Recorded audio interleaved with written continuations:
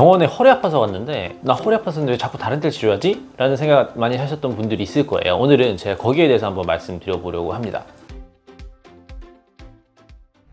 일단 되게 중요한 게 하나 있는데, 여러분 모든 움직임은 어떤 안정성이 있어야 나타납니다. 예를 들면은 제가 이렇게 움직일 수 있는 것도, 기능적인 움직임을 하는 것도 결국에는 나의 힘의 시작되는 엉덩이가 딱 받쳐주기 때문에 이 엉덩이 받쳐주는 상태에서 내가 이렇게도 움직이고 이렇게도 움직일 수 있는 거예요. 다시 말하면은 안정성이 확실히 확보가 되어야지 기능적인 움직임이 나타날 수 있다, 이런 얘기입니다. 예전에 그 그래비티라는 영화를 재밌게 봤었는데, 구조물이나 이런 거를 잡거나 이러지 않으면은 내가 가고 싶은 데로 움직이지 못해가지고 그 우주 공간 저 멀리 이렇게 가만히 가면서 떠내려갈 수밖에 없는 그런 영화를 본 적이 있는데, 그거랑 되게 비슷한 게, 중력이 없다라는 거는 결국에는 안정성이 없다라는 얘기거든요. 그런 것처럼 우리 몸에도 안정성을 담당하는 곳이 있고 움직임을 담당하는 그런 관절들이 있어요. 근데 만약에 이런 관절들이 안정성이 없다? 그러면은 어떤 효율적인 움직임이 나올 수가 없는 그런 환경이 될 수밖에 없는 거거든요. 그래서 크게 보면은 우리 몸의 관절은 안정성을 주로 담당하는 관절, 그리고 움직임을 주로 담당하는 관절이 이렇게 있다라고 보시면 돼요. 안정성을 담당해야 되는 관절이 갑자기 막 많이 움직여진다든지, 아니면은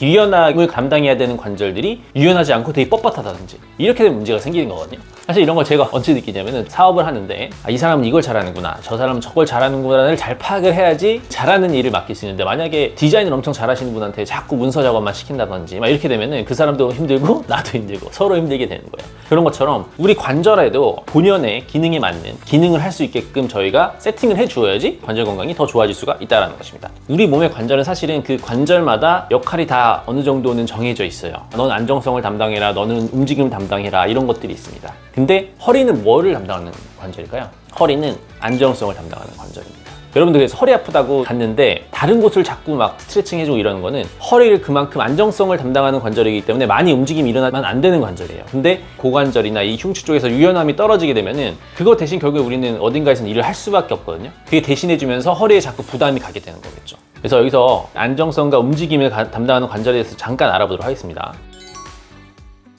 우선은 안정성을 담당하는 관절과 움직임을 담당하는 것 구별법 중에 하나가, 움직임을 담당하는 관절은 볼 앤 소켓 조인트처럼 생겨 있어요. 건담 조립하면 이렇게 뭔가 쏙 끼워 넣는 뭐 그런 거 있죠. 그러면 그 관절이 굉장히 잘 움직이잖아요, 그렇죠? 사방으로 360도 움직이잖아요. 그렇게 역할하는 관절들은 움직임을 담당하는 관절들이라고 생각하면 돼요. 그런 관절들이 우리 몸에 어디 있냐? 어깨 관절, 그리고 손목, 고관절과 그리고 발목 관절. 우선은 팔다리만 말씀드린 거예요. 네 가지 관절은 여러분의 움직임을 담당하는 관절이에요. 그래서 이 관절에 대해서는 사실 여러분들이 스트레칭을 잘 해주셔야 돼요. 뭐 손목도 막 이렇게 스트레칭을 좀 잘 해주셔야 되고 뭐 이런 식으로. 그리고 고관절도 마찬가지로 뭐 다리 찢기 같은 거 있죠. 가능하면 유연하면 유연할수록 여러분들이 허리가 덜 아플 확률이 높습니다. 팔, 다리 중에서도 사실 움직임보다는 약간 안정성을 담당하는 관절들이 있어요. 팔꿈치랑 무릎. 팔꿈치랑 무릎은 굽혔다 폈다 기능을 주로 해요. 무릎이 막 옆으로 이렇게 가진 않잖아요? 무릎은 사실은 안정성을 담당하는 관절이기 때문에 무릎에 많은 무리가 가면 사실은 전방 십자인대가 다친다든지 후방 십자인대가 끊어지는 경우가 보통 이렇게 무릎 부상에서 많이 발생을 하게 되는 거죠. 척추 쪽은 움직임과 안정성을 담당하는 관절이 정해져 있습니다. 중간에 있는 이 코어 쪽은 여러분의 안정성을 담당해야 되는 관절이에요. 흉추 쪽은 움직임을 담당하는 관절이죠. 근데 여러분들이 이렇게 몸을 돌릴 때도 중요한 거는 허리는 딱 고정된 상태에서 여기 흉추가 많이 돌아가야 돼요.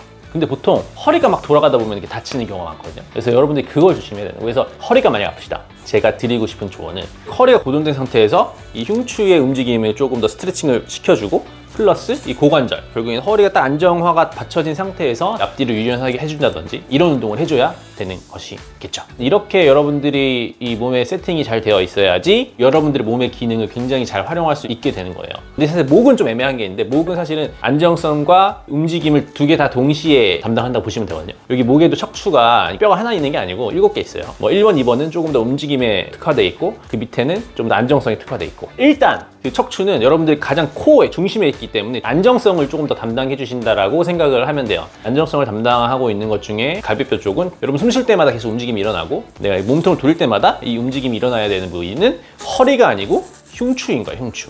그래서 다시 뭐 결론적으로 말씀드리면은, 여러분들 허리가 아픈데 다른 데 치료하는 곳은 사실은 저는 좋은 곳이라고 봐요. 간단한 팁을 드리자면, 허리는 절대로 구부러지면 안 됩니다. 절대로 구부러진 상태에서 자꾸 움직여지면 안 돼요. 젊었을 때는 사실은 그렇게 해도 무리가 안 가는데, 나이가 들면 따라서 여러분의 연골이 점점 더 빨리 노화가 되는 편이에요, 다른 데보다. 그래서 이걸 확실히 좀 조심을 하셔야 되고요.